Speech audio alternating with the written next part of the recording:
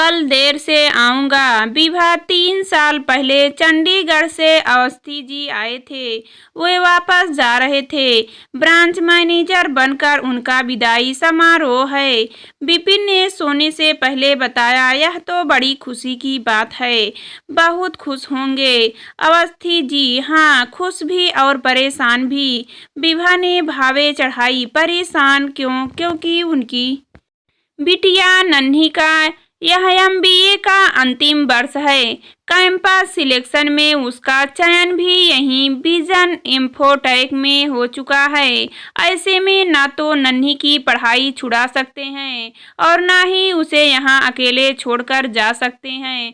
बीच सत्र के कारण ना तो हॉस्टल में जगह मिल रही है और ना ही पेइंग गेस्ट रखने वालों को यहाँ। यह तो वाकई परेशानी की बात है। पत्नी को भी तो यहाँ छोड़कर नहीं जा सकते, क्योंकि अवस्थी जी का परहेजी खाना तो वही बना सकती है। दांतों की तकलीफ की वजह से कुछ ज़्यादा खा ही नहीं सकते। यहाँ किसी से ज़्यादा मिलना जुलना भी तो नहीं बढ़ाया उन लोगों ने, सिवा कभी कभार हमारे यहाँ आने के। विपिन की बात काटी। हम क्यों ना उनकी उम्मीद कर दें।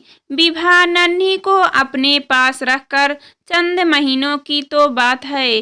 नौकरी मिलने पर तो वह कंपनी के टेनिज होटल में रहने चली जाएगी। बच्चे तो यहाँ है नहीं, सो दोनों के कमरे भी खाली हैं। घर में रौनक भी हो जाएगी। वह सब तो ठीक है, लेकिन जवान लड़की की हिफाजत कांच की तरह करनी होती है। जरा सी लापरवाही से पराया कांच तड़प गया तो खरोंच तो हमें ही लगेगी। ना बाबा ना, मैं बेकार में लहूलुहान नहीं होने वाली, विभा ने सपाट स्वर में कहा। विपिन चुप हो गया, लेकिन विभा सोचने लगी कि बात तो विपिन ने सही कही थी। निखिल रहता तो उनके साथ ही था, मगर फिलहाल किसी ट्रेनिंग पर साल भर के लिए विदेश गया हुआ था। नेहा को ग्रेजुएशन के बाद वह मामा मामी के पास दिल्ली घूमने ले गई थी, लेकिन नेहा को दिल्ली इतनी पसंद आई कि उसने वहीं मार्केटिंग का कोर्स ज्वाइन कर लिया। फिर वहीं नौकरी भी करने लगी। पहले तो मामा मामी ने उसकी बहुत तरफदारी की थी, लेकिन कुछ महीने पहले लगा कि वे लोग नेहा के वहां रहने से खुश नहीं हैं। फिर अचानक सब ठीक हो गया और फिलहाल तो नेहा के वापस आने के आसार नहीं थे। ऐसे में नन्ही के आने से सुने घर में रौनक तो जरूर हो जाएगी, लेकिन बेकार में जिम्मेदारी की टेंशन बढ़ेगी। तुम एक रोज नन्ही की तारीफ कर रही थी ना विभा, कि वह सेवा अपनी पढ़ाई के कुछ और सोचती ही नहीं है। तो फिर ऐसी बच्ची को कुछ अरसे के लिए अपने यहाँ आश्रय देने में तुम हिचक क्यों रही हो? उसे इंस्टीट्यूट ले जाने और वहाँ से लाने का इंतजाम अवस्थी कर लेगा। तुम्हें बस उसे रखने खाने का ख्याल रखना है। बाहर वह क्या करती है यह हमारी जिम्मेदारी नहीं होगी। यह मैंने अवस्थी से साफ कह दिया है। विपिन ने अगले रोज फिर बात छेड़ी। मुझसे अवस्थी की परेशानी देखी नहीं गई। अब जब आपने कह ही दिया तो मेरे कहने के लिए रह ही क्या गया। विभा हंसी। कल नेहा की एक अलमारी खाली कर दूंगी नन्ही के लिए। विपिन को डर था कि नन्ही के आने पर घर का वातावरण असहज हो जाएगा, लेकिन ऐसा कुछ नहीं हुआ। पहले रोज से ही नन्ही और विभा में अच्छा तालमेल हो गया। मना करने पर भी नन्ही रसोई में हाथ बटाती थी। कुछ देर उनके साथ टीवी भी देखती थी। छुट्टी की रोज उनके साथ घूमने भी चली जाती थी, लेकिन ना तो कोई उससे मिलने आता है और ना ही वह कहीं जाती थी। उसका मोबाइल जरूर जब तक बजता रहता था, लेकिन नन्ही ज्यादा देर बात नहीं करती थी, जिससे विभा को चिंता करनी पड़े। सब ठीक है, चल रहा था कि नन्ही की परीक्षा शुरू होने से कुछ रोज पहले अचानक नेहा आ गई। मैंने यहाँ अपना ट्रांसफर करवा लिया है, नेहा ने उत्साह से बताया। दिल भर गया। दिल्ली से अब यहीं रहूंगी आपके साथ। मगर आप खुश होने के बजाय इतनी सकपकाई सी क्यों लग रही है? मम्मी, विभा ने धीरे से नन्ही के बारे में बताया। उसका सामान निखिल के कमरे में रखवा कर तेरा कमरा खाली करवा देती हूँ। अब वह तक मेरे कमरे में एडजस्ट कर चुकी होगी। मम्मी, उसे कमरा बदलवा कर डिस्टर्ब मत करो, मैं निखिल के कमरे में रह लूँगी। रात को आकर सोना ही तो है। रात को ही क्यों? विभा ने चौंक कर पूछा। क्योंकि मैं देर तक और छुट्टी के रोज भी काम करती हूँ। अभी भी ऑफिस जाना है। शाम को कब तक लौटूंगी कह नहीं सकतू, कहकर नेहा चली गई। विभा को नेहा कुछ बदली सी तो लगी, पर उसने इसे नौकरी से जुड़ी व्यस्तता समझकर टाल दिया। शाम को नेहा जल्दी ही लौट आई।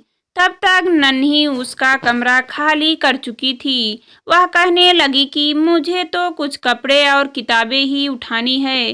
दीदी का तो पूरा सामान उनके कमरे में है, सो मैं वहीं दूसरे कमरे में चली जाती हूँ। विभा ने सफाई दी। परिचय के बाद कुछ बात तो करनी ही थी, सो नेहा ने नन्ही से उसकी पढ़ाई के बारे में पूछा। यह सुनकर कि उसने एक कौम तक की पढ़ाई चंडीगढ़ में की थी, नेहा चहकी। तब तो तुम जगत सिंह चौधरी को जानती होगी। ओह, जग्गी सिंह, बड़ी अच्छी तरह जानती हूँ। तुम्हारे क्लास फेलो थे।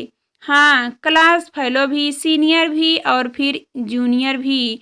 नन्ही खिलखिलाकर हंसी। असल में उसने बीकॉम सेकेंड ईयर में 3 साल लगाए थे, लेकिन फिर फाइनल और मार्केटिंग डिप्लोमा में फर्स्ट क्लास आकर पूरी कसर निकाल ही दी। हाँ, सुना तो था। आप कैसे जानती हैं? जग्गी को नन्ही ने पूछा। जी, चौधरी हमारी कंपनी में डिप्टी सेल्स मैनेजर हैं। मैनेजमेंट के ब्लू आइल्ड बाय जिस इलाके में बिक्री कम होती है, चौधरी साहब को भेज दिया जाता है। यहाँ की ब्रांच तो बंद ही होने वाली थी, लेकिन चौधरी साहब की जिद पर उन्हें यहाँ भेजा गया और वे आज बड़ौदा में नया शोरूम खुलवाने गए हुए हैं। नेहा के स्वर में गर्व था। मार्केटिंग में लच्छेदार बातों वाला आदमी चाहिए, और बातों की जलेबियों तलने में तो जग्गी लाजवाब है। तुम इतनी अच्छी तरह कैसे जानती हो उन्हें? चंडीगढ़ में हमारी और उसकी कोठी एक ही सेक्टर में है। दोनों के परिवारों में तो मिलना जुलना है, लेकिन मम्मी पापा को हम भाई बहन का जग्गी से मेल जोल पसंद नहीं था। लेकिन अब तो तुम्हें उनसे मिलना ही होगा। मेरी खातिर में दिल्ली से आई ही उनके लिए हूँ, और सच बताऊँ तो वे भी मेरे लिए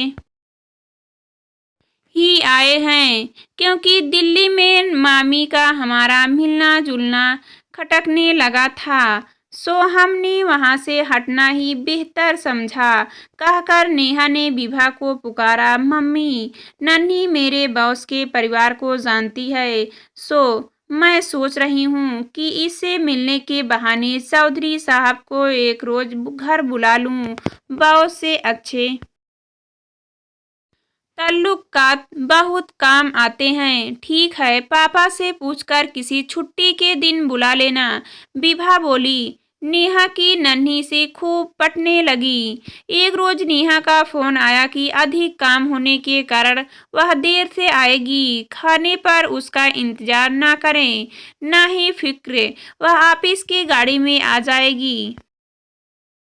नेहा 10 बजे के बाद आई। चौधरी साहब ने कहा कि उन्हें नन्ही से मिलने तो आना ही है। सो वे अपनी गाड़ी में मुझे छोड़ने आ गए। नेहा ने विपिन के कमरे में आकर कहा। विपिन ने अपने कपड़े देख, ठीक है या बदलूं? आप लोगों को बाहर आने की जरूरत नहीं है। अभी तो वे नन्ही का हालचाल पूछकर चले जाएंगे और फिर अक्सर चौधरी साहब नेहा को छोड़ने और नन्ही को हेलो कहने आने लगे। विभा को यह सब ठीक तो नहीं लगा, लेकिन नेहा ने उसे यह कहकर चुप कर दिया कि नन्ही के पड़ोसी हैं और उनके पापा चंडीगढ़ में अवस्थी अंकल की गैर हाजिरी में उनकी कोठी पर माली वगैरह पर नजर रखते हैं। हालांकि नन्ही ने उससे ऐसा कुछ नहीं कहा था। विभा ने नन्ही को कुछ दिन पहले फोन पर कहते सुना था कि उसे किसी चंडीगढ़ वाले से मिलने की फुर्सत नहीं है। नन्ही आजकल पढ़ाई में बहुत व्यस्त रहती है। सो विभा ने उसे इस विषय में कुछ नहीं पूछा। वैसे भी चौधरी कुछ मिनट ही रुकता था।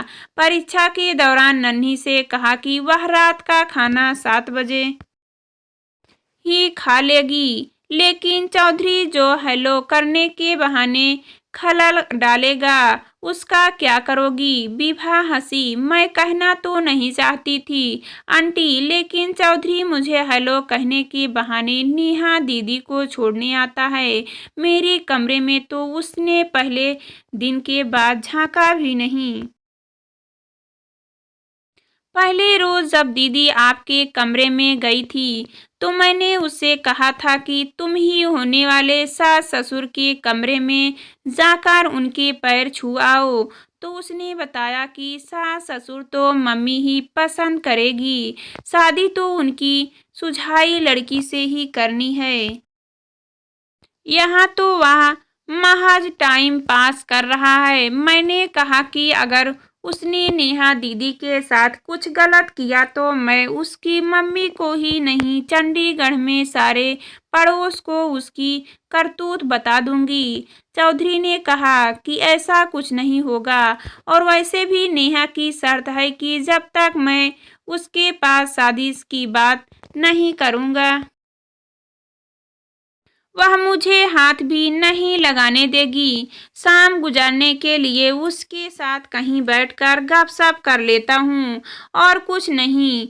और तुमने उसकी बात मान ली? विभा ने बात काटी। तुम्हारा फर्ज नहीं बनता था कि तुम मुझे बताती? यह सब नेहा दीदी ने पहले दिन ही यह शर्त रख दी थी कि अगर घर में रहना है तो जैसा वे कहेगा वैसा ही करना होगा। उनमें और चौधरी में फिलहाल रिश्ता घूमने फिरने तक ही सीमित है। सो मैं चुप ही रही। नन्ही ने सिर झुकाकर कहा। मैं यह सोचकर चुप रह गई थी कि कुछ दिनों की ही तो बात है। जाने से पहले चौधरी की असलियत दीदी को जरूर बता दूंगी, मगर तब तक बहुत देर हो जाएगी। विपिन के एक दोस्त का लड़का लंदन से आया हुआ है। उसने नेहा का रिश्ता मांगा है, लेकिन नेहा उस लड़के से मिलने को तैयार ही नहीं हो रही है, और वह तो कुछ रोज में वापस चला जाएगा। विभा ने हताश स्वर में कहा। ऐसी बात है आंटी, तो मैं कल जग्गी से मिलकर कहूंगी कि वह फौरन नेहा दीदी को अपनी असलियत बता दे, जैसे वह तेरी बात मान लेगा। विभा के स्वर में व्यंग था। मनानी पड़ेगी आंटी। जग्गी की शादी चंडीगढ़ के एक उद्योगपति की बेटी पिंकी से लगभग तय हो गई है। तगड़े दहेज के अलावा जग्गी को उनके बिजनेस में भागीदारी भी मिलेगी। पिंकी मेरी सहेली है, उसी ने मुझे फोन पर बताया यह सब। अब मैं जग्गी को धमकी दे सकती हूँ कि तुरंत दीदी की जिंदगी से बाहर निकले, वरना मैं पिंकी को बता दूंगी कि वह यहाँ क्या कर रहा है। इस सब में तेरी पढ़ाई का हर्ज होगा।